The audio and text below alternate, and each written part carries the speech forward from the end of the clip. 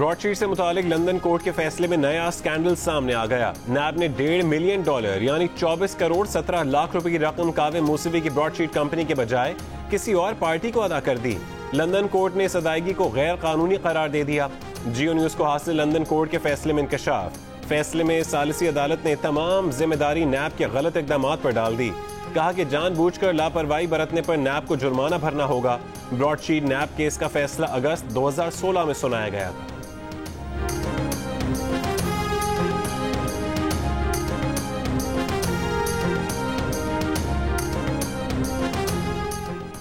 Broadsheet से मुतालिक London court का फैसला सामने लाने पर कावे मूसवी को एतराज तो नहीं। हुकूमत पाकिस्तान ने मूसवी के वकला से पूछ लिया। कावे मूसवी ने कहा है कि आखिरकार हकायक सामने आने लगे हैं। पाकिस्तानी अवाम अब हकायक जान जाएंगे।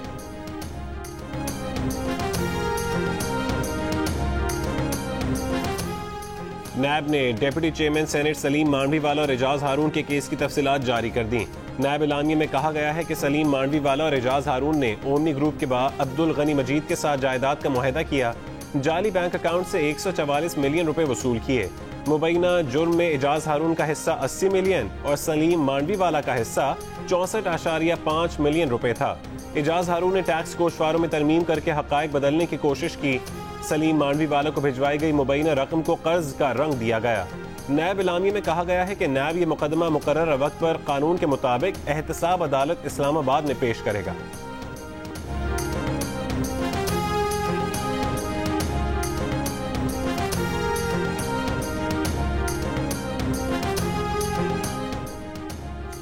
ओमनी ग्रुप के मुआहदों से कोई ताल्लुक नहीं। Deputy chairman senate Saleem Mandviwala का नैब एलामिये पर जवाब। कहा एजाज हारून उनका दोस्त था और रहेगा। ओमनी ग्रुप ने प्राइवेट ट्रांजैक्शन की जिससे उनका कोई ताल्लुक नहीं। नैब उनसे गलत बयानी करने से बाज रहे। नैब ऐसे हथकंडों से उनकी साख मुतासिर नहीं कर सकता। नैब का किरदार सबके सामने आ चुका है।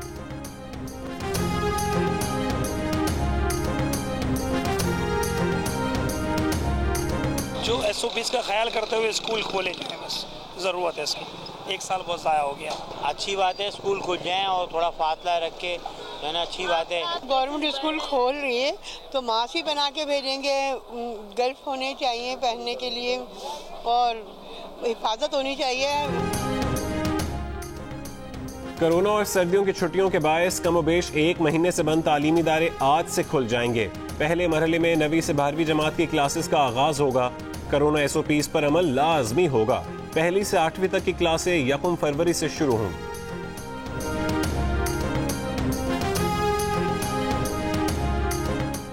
पाकिस्तान ने मजीद चीनी दरामद करने का फैसला कर लिया। वफाकी वजीर सनत व पैदावार हमाद अजहर ने कहा है कि 5 लाख टन चीनी दरामद करने की समरी इक़्तिसादी राबिता कमेटी को भिजवा दी गई है। उन्होंने कहा कि रवां साल मुल्क में चीनी की ज्यादा पैदावार मुतवक्के है, ताहम चीनी के कैरी ओवर ज़खायर कम है। TCB सूबों से मुशावरत के बाद क़ब्ल अज़ वक्त चीनी दरामद करेगा।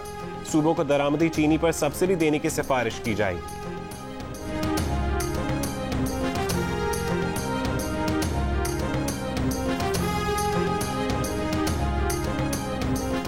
भारत में मुनकशिफ व्हाट्सएप पैगामात से वाज़ेह हो गया कि RSS और BJP हुकूमत इलेक्शन जीतने के लिए फॉल्स फ्लैग ऑपरेशन करती है, पाकिस्तान को बदनाम करने की कोशिश करती है और इंतहा पसंदाना कौम परस्ती उभारती है। पाकिस्तानी वजारत खारजा का बयान। कहा इन पैगामात के इंकशाफ से हिंदुत्वा सरकार और भारतीय मीडिया में मौजूद उसके दोस्तों के दरमियान नापाक गठजोड़ भी सामने आ गया। भारत सरकार के ऐसे इकदामात से इलाकाई अमन बुरी तरह मुतासर हो रहा है। आलमी बिरादरी भारत की इन हरकतों का नोटिस ले।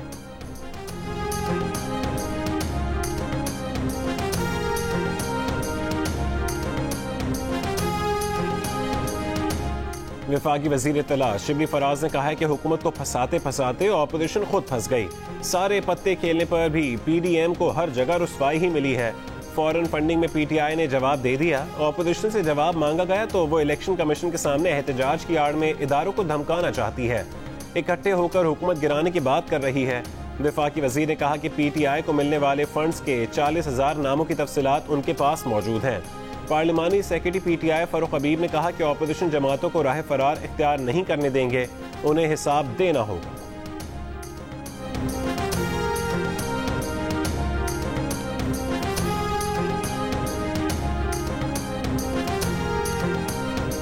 नून लीग की तर्जुमान मरियम औरंगजेब ने कहा है कि मौलाना फजल रहमान पर दबाव डाला नहीं जा सकता।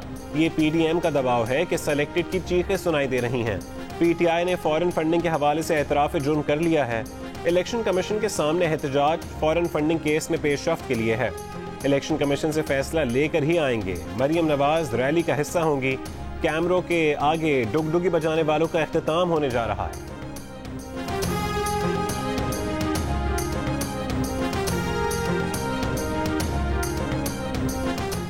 चेयरमैन PSP मुस्तफ़ा कमाल ने कहा है कि मरदमशुमारी मुतनाज़े थी, 3 बरसों से कानूनी शक्ल नहीं दी गई थी। काबीना ने मुतनाज़े चीज़ को मुहर लगाकर जायज़ करार दे दिया। कराची में मरदमशुमारी की मंजूरी के खिलाफ रैली से खिताब में कहा कि हुक्मरानों पहली फुर्सत में यू टर्न लो और मरदमशुमारी पर फैसला वापस लो। चीफ जस्टिस पाकिस्तान से सुमोटो एक्शन लेने की भी अपील।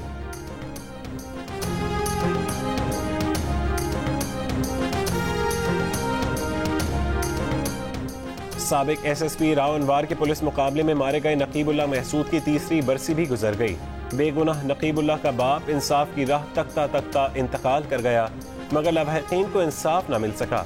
समाजी रहनुमा जिब्रान नासिर की ग्रैंड जरगे के हमरा प्रेस कॉन्फ्रेंस। कहा राव अनवार पुलिस पर धब्बा है, अमरीका ने भी उस पर पाबंदी लगाई है। इस केस में शवाहिद को मिटा दिया गया। राव अनवार को बरी करने की तैयारी की जा रही है। उसे 444 पुलिस मुकाबलों से बरी करने की साजिश की जा रही है।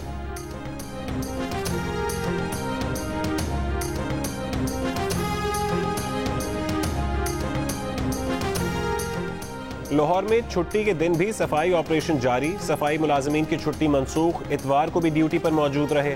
गुज़िश्ता दिनों की निस्बत सूरत हाल में बेहतरी, लेकिन लाख कोशिशों के बावजूद कई इलाकों में कचरा मौजूद। सूबाई वजीर मियां असलम इकबाल का कहना है कि लाहौर से कूड़े का 25,000 टन बैकलॉग उठाया गया। सफाई ऑपरेशन जारी रहेगा।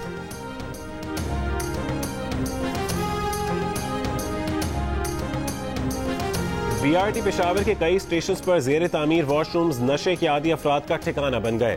जगह जगह गंदगी फैल गई, मुसाफिरों को परेशानी। मंसूबे में शामिल 3 कमर्शियल इमारतों की तामीर भी ताखीर का शिकार।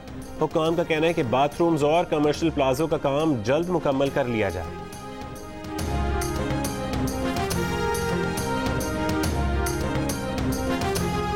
लोगों से पैसे लेकर उनके मुखालिफिन पर अगवा और ज्यादती के झूठे मुकदमे करने वाली खातून का सुराग लगा लिया गया।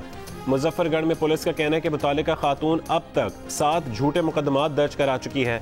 उसके खिलाफ तमाम सबूत हासिल कर लिए गए जो अदालत में पेश किए जाएंगे।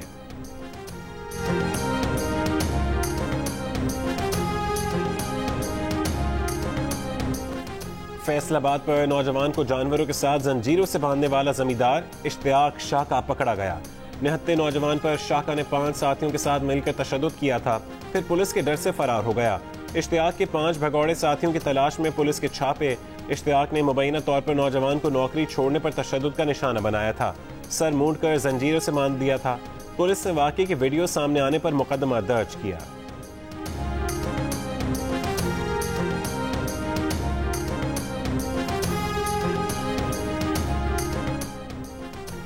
शनाख्ती कार्ड पहुंचाने वाली कोरियर कंपनी से मुआहदा खत्म हो गया। अरब अमारात में 10,000 से ज्यादा पाकिस्तानियों को शनाख्ती कार्ड मौसूल न होने पर मुश्किलात और परेशानी का सामना। वीजे की मुद्दत में तौसी से कासिर। अबू धाबी में पाकिस्तानी सफारत खाने और दुबई में कौंसल खाने को पाकिस्तानियों के शनाख्ती कार्ड मौसूल नहीं हो रहे।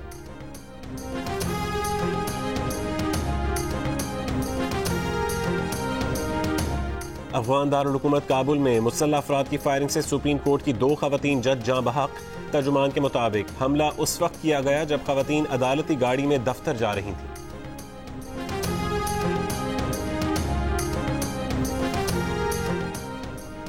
अमरीकी सदर ट्रंप ने मलाला एजुकेशन एक्ट पर दस्तखत कर दिए।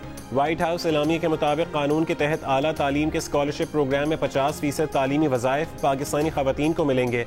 रवा महीने अमरीकी कांग्रेस ने मुजव्वज़ा कानून की मंजूरी दी थी।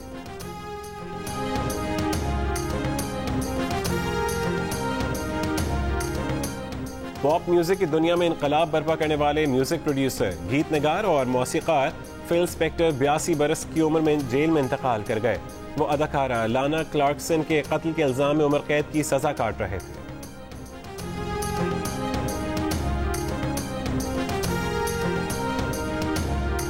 जनूबी अफ्रीका क्रिकेट स्क्वाड के कोरोना टेस्ट के नताइज मनफी आ गए। मेहमान टीम की सख्त सिक्योरिटी में कराची जिमखाना में प्रैक्टिस। क्विंटन डी कॉक की क़यादत में मेहमान टीम 2007 के बाद पाकिस्तानी सरजमीन पर क्रिकेट खेलेगी। पाकिस्तान के इब्तदाई 20 रुकनी स्क्वाड में 8 नए खिलाड़ी शामिल।